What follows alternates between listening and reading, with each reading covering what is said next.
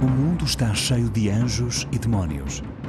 Na arte, na mitologia, na religião e, sobretudo, nas nossas cabeças. À medida que os homens aprenderam a explicar os fenómenos naturais, desassombraram, a pouco e pouco, a terra daquelas criaturas aladas, soldados do bem e do mal. Mas terá isso significado que nos deixaram? Ou continuamos a ouvir-lhes as vozes em segredo, aliciando-nos para a salvação ou a ceder às tentações? Uma voz para a consciência e outra para o remorso, duas faces de uma identidade humana que, apesar do progresso e do conhecimento, continua a confrontar-se todos os dias com dilemas morais. Gil Vicente escreveu O Alto da Barca do Inferno em 1517, colocando lado a lado o diabo e um anjo perante de um desfile de almas.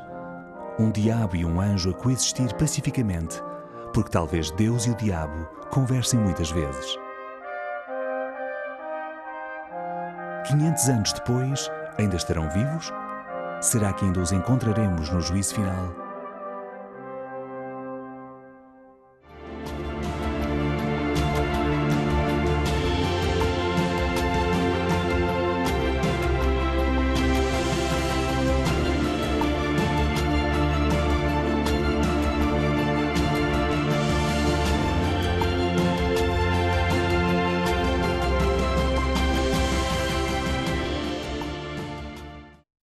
À barca! Olá, que temos gentil maré! Ora venha o carro a ré! Feito, bem está! Vai tu, mulher má, e atés aquele palanco, e despeja aquele banco para a gente que virá!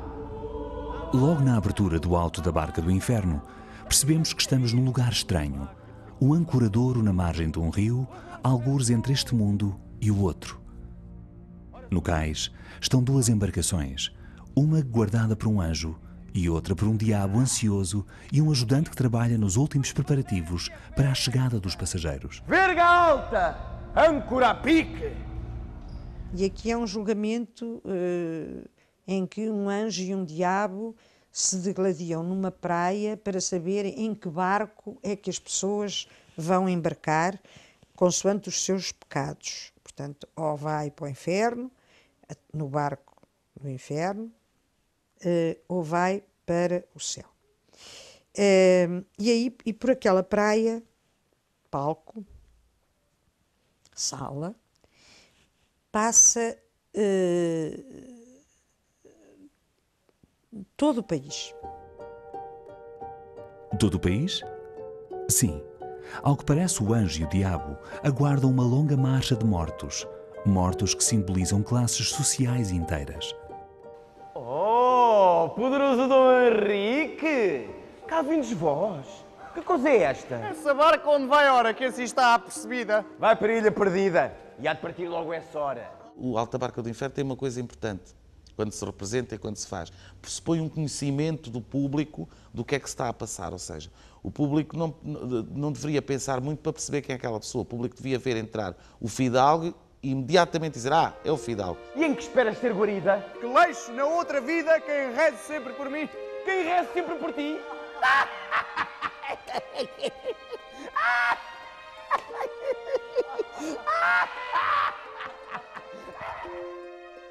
Certo de que a condição social o livra do inferno, o fidalgo tenta aliciar o anjo a deixá-lo embarcar.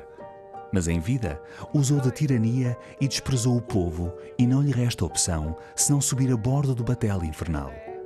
Então o leitor dá por si a sentir um estranho prazer.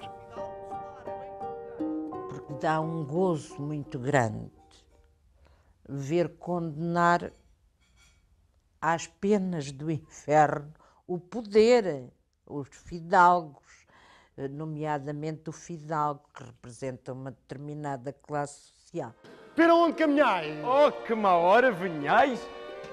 11 de janeiro, meu parente! Como tardaste vós tanto?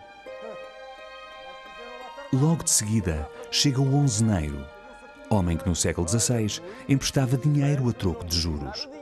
Rapidamente percebemos que não terá um destino mais feliz que o fidalgo. O diabo trata-o por parente e convida-o a subir. O onzeneiro ainda tenta a sorte com o outro barqueiro, mas o anjo diz-lhe que a bolsa que traz encherá todo o navio. E irás servir Satanás, pois que sempre te ajudou. Se quiser, do ponto de vista dramatúrgico, a figura do diabo é a personagem que, enfim, é mais dominante, porque é aquela que conduz o jogo, não é? É o que conduz a ação, é aquele que revela um poder e que o exerce. E, portanto, eu digo mesmo que os diabos em Gil Vicente são simpáticos. Eu acho que os diabos são simpáticos. E são simpáticos porquê? Porque eles são a condenação do poder e a gente sente-se do lado do diabo. Mas através do seu diabo, irá Gil Vicente condenar o mundo inteiro ao inferno? Gil Vicente é popularmente conhecido como o pai do teatro português. Não é por isso de estranhar que seja sua a estátua que paira sobre o Rossio, no topo do Teatro Nacional. O Gil Vicente foi construído, digamos assim, como o pai do Teatro Nacional pelo Almeida Garrett e pelos românticos que, de acordo com o programa romântico de construção de uma tradição e de uma identidade, neste caso teatral, para a cultura portuguesa, recuperaram o autor que tinha deixado um número significativo de testemunhos da sua presença, da sua prática e que, portanto, correspondia a essa ideia de uma tradição teatral. Gil Vicente escreveu, fez representar cerca de 50 peças, o que o torna um caso único em Portugal, na Península e mesmo em termos europeus. E eu não sei se os portugueses estão conscientes disto. Gil Vicente é uma figura única na história da literatura portuguesa. Ele, a primeira obra que faz, que é o tal monólogo do vaqueiro ou Auto da Visitação, ele começa logo por entrar no quarto da princesa que acabava de dar à luz o Dom João III, e aqui se vê a intimidade que lhe era concedida, para a distrair e fazer um monólogo divertido. Ao contrário de muitos autores, Gil Vicente viveu muito perto do poder. Homem da confiança de Dona Leonor, a rainha-mãe de Dom Manuel I e mais tarde também de Dom João III, o dramaturgo viveu cerca de 35 anos na corte. Escreveu a pedido dela e para ela representou.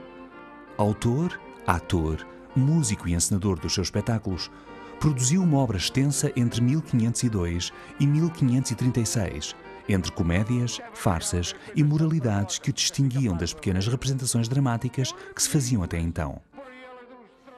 Portanto, esta ideia de personagem posto de pé no corpo de um ator para um público ver e com alguma direção, sem ser, portanto, um bobo, sem ser um jogral, mas com alguma direção que unificasse um trabalho dos atores, que nós saibamos é a primeira vez que se faz em Portugal, não é? Ele era mestre de representação, de retórica da representação. É esta a designação que aparece num dos documentos, o que significa que ele tinha como função, de facto, não só fazer autos para serem representados na corte, nos vários locais por onde a corte circulou, mas também organizar algumas das festas promovidas pelo rei por alturas de entradas do rei na cidade, ou casamentos, ou nascimentos dos príncipes, etc.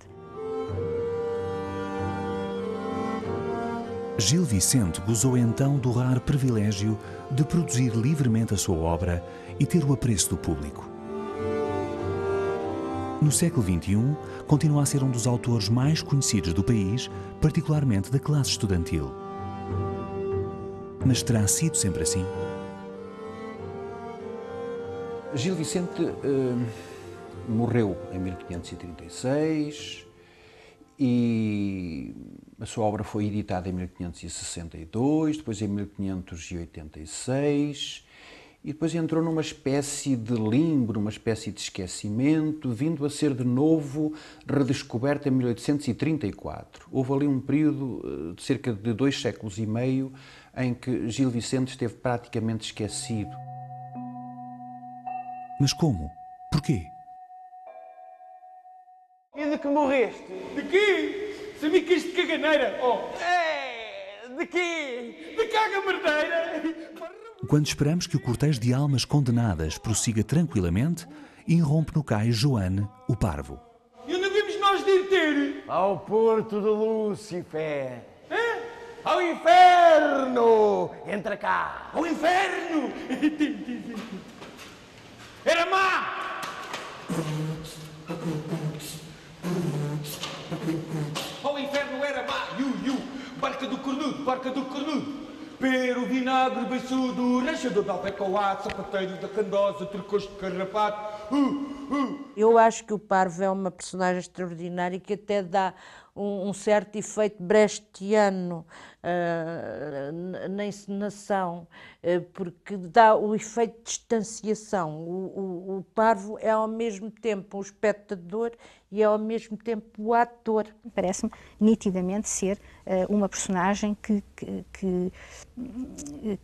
convoca, através da qual o Gil Vicente convoca a nossa simpatia, no sentido de o fazer distinguir-se daquele grupo, não é, que está francamente a desrespeitar ou a desregular os comportamentos humanos.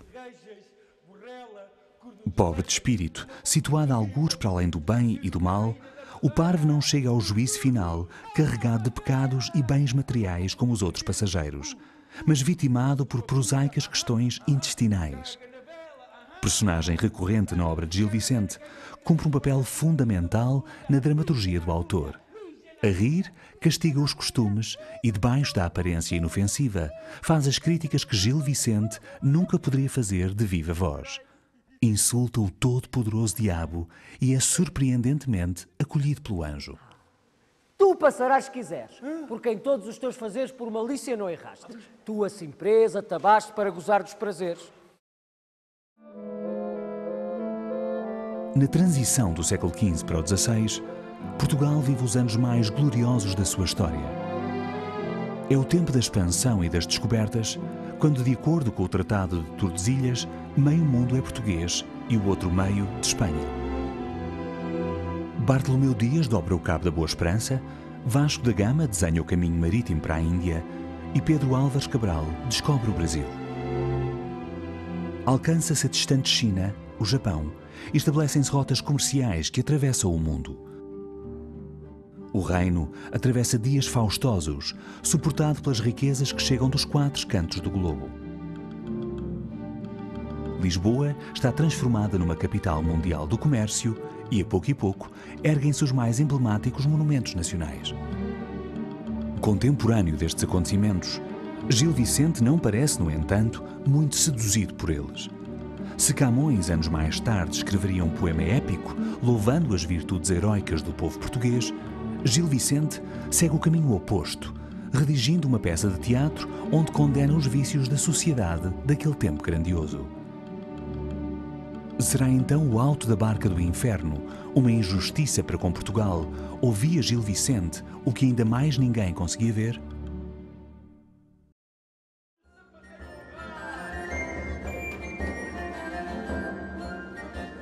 No cais, prossegue a crítica moralizante com a condenação de corrupção, ambição e hipocrisia de fortes e fracos. Um sapateiro que roubou o povo, um frade mulherengo e uma alcoviteira que até aos cônegos da Sé vendeu raparigas. O Gil Vicente descreve muito bem os tipos, as pessoas, não é? E é o que eu estou a dizer, descreve não de uma forma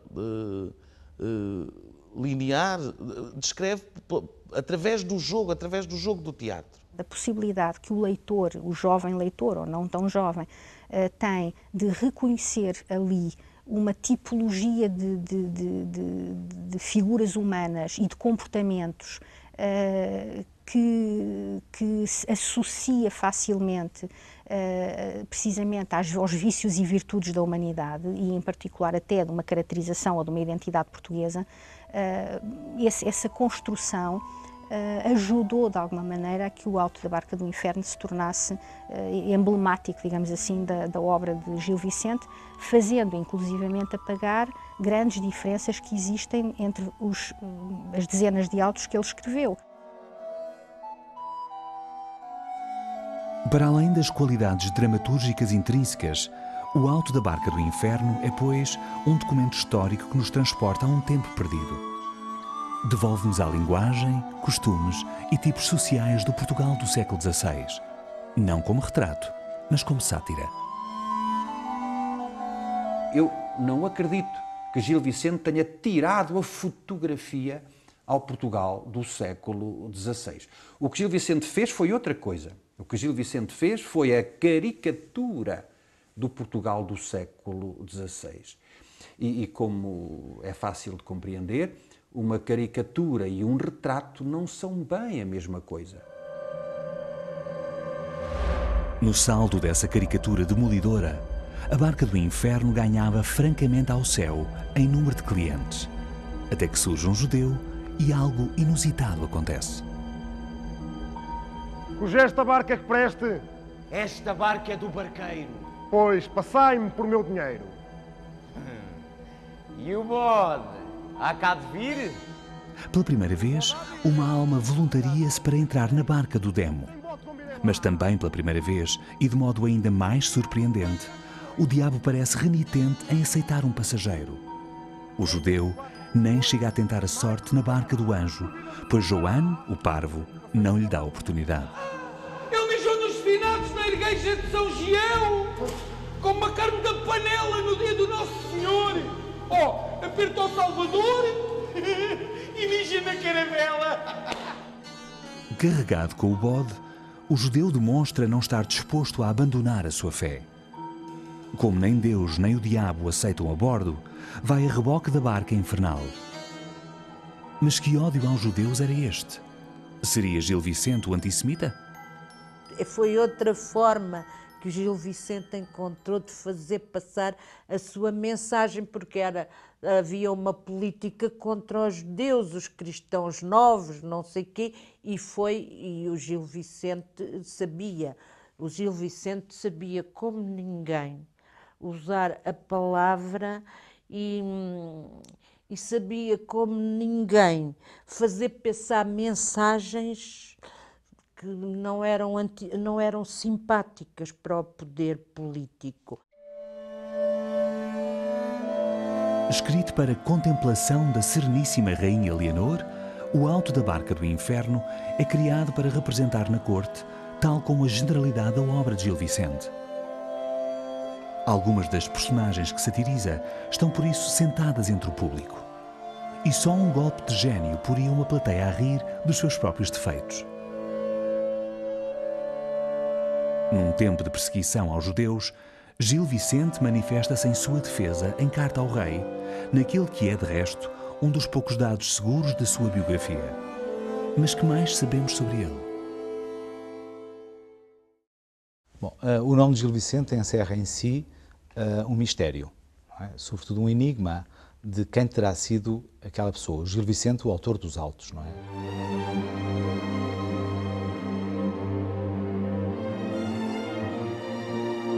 Se o palco eternizou a obra do pai do teatro português, os bastidores mascararam-lhe a vida.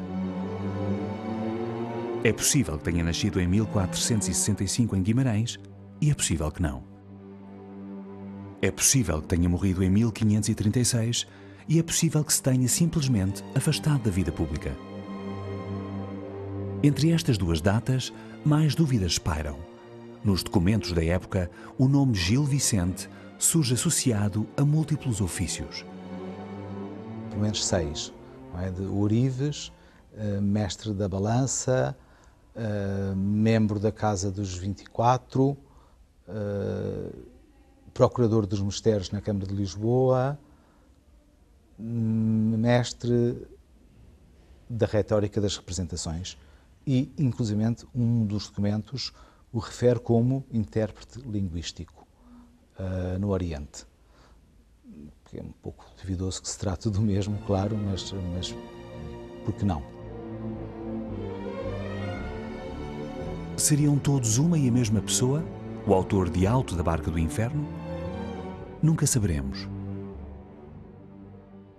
Sabemos que Gil Vicente apresentou a última peça em 1536, Floresta de Enganos, e que nela havia indícios de que a vida e obra não teriam sido tão livres como à primeira vista pareceriam.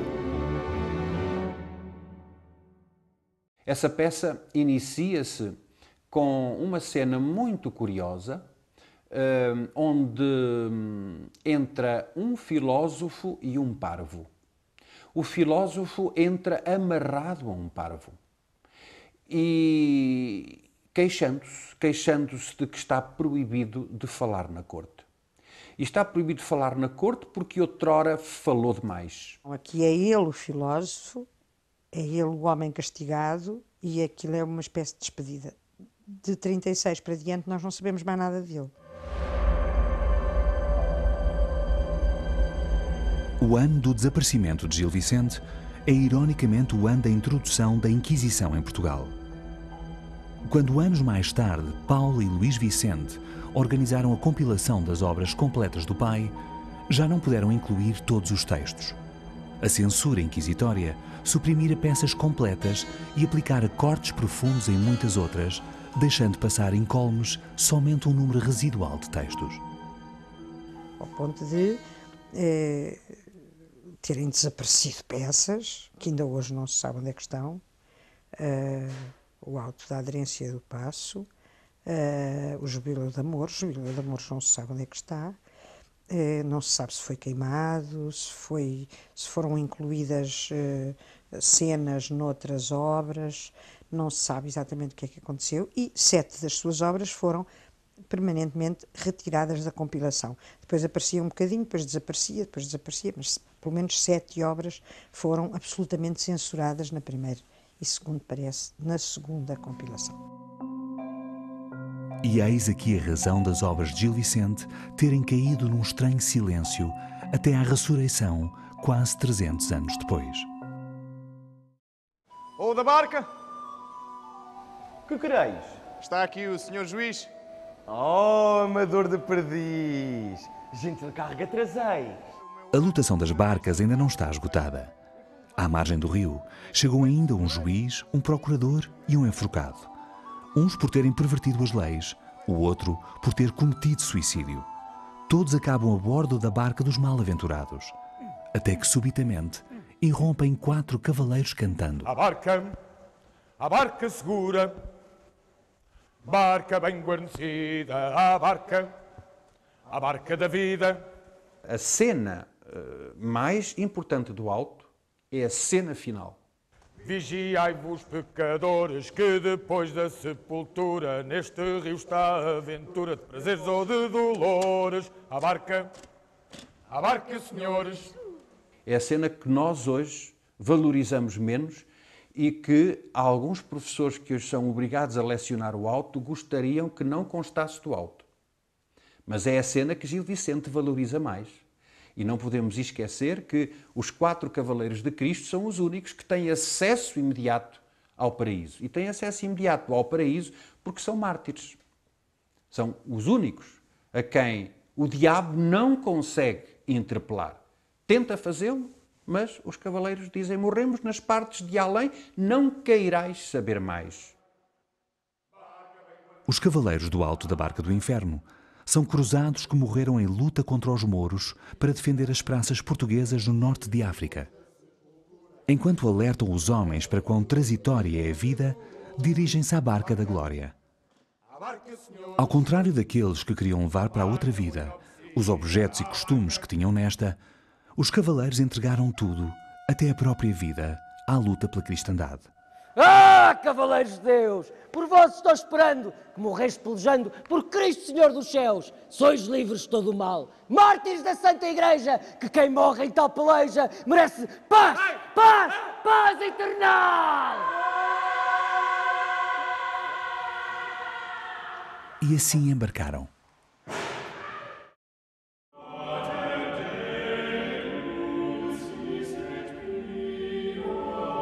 Gil Vicente condenou toda a sociedade do seu tempo ao inferno, com exceção de 4 cavaleiros de Cristo e um pobre de espírito que, depois de aguardar na margem, também teve direito ao céu.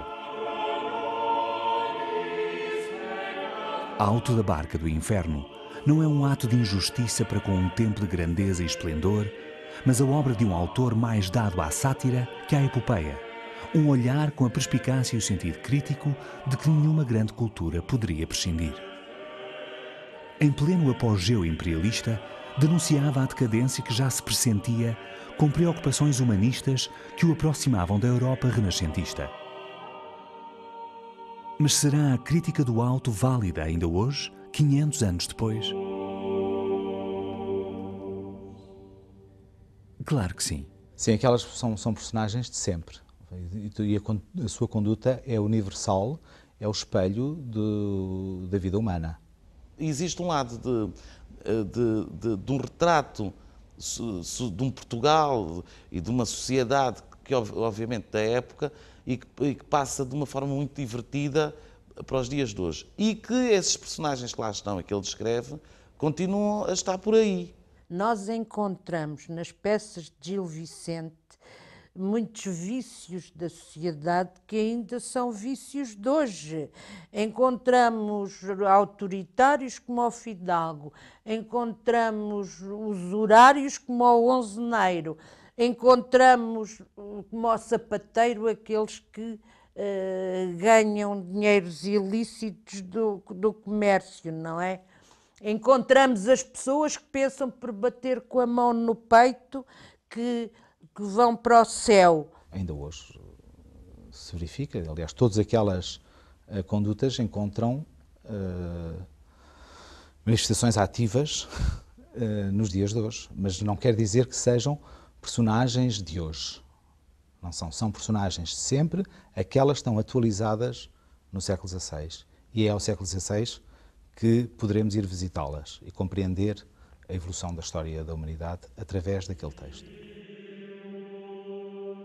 Mérito de Gil Vicente ou de mérito da espécie humana, os vícios que Alto da Barca do Inferno censura atravessam os séculos sem passar de moda. No entanto, não é apenas pela sátira que o texto se mantém vivo. É porque se coloca num lugar bem mais eterno. Corresponde ao juízo final e ao juízo que sim ou não fará de nós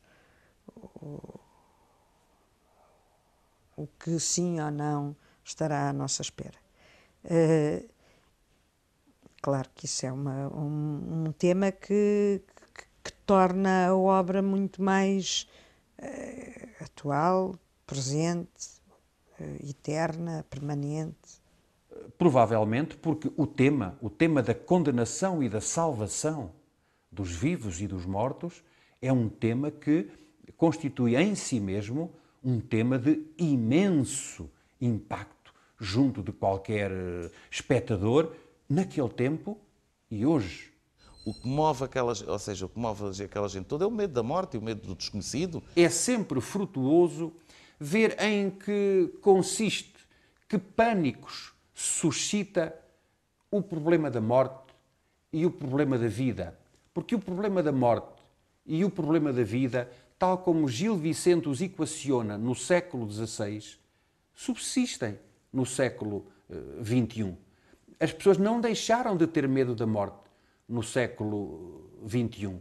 Mas será que as causas de hoje pertencem ao mundo dos anjos? Não sei, acho que os anjos pouco têm a ver com isso. Pertencem ao mundo dos homens. Talvez sejamos hoje menos crentes, menos dados a esperar que no fim da vida venham Deus ou o diabo. A história e o mundo fizeram-nos pouco receptivos a acreditar em criaturas com halos de glória ou tridentes flamejantes. Mas não deixámos de nascer e morrer e perguntar a nós próprios que fizemos entre uma coisa e outra. Diante do fim, todos desejamos morrer em paz connosco e com a vida que levamos.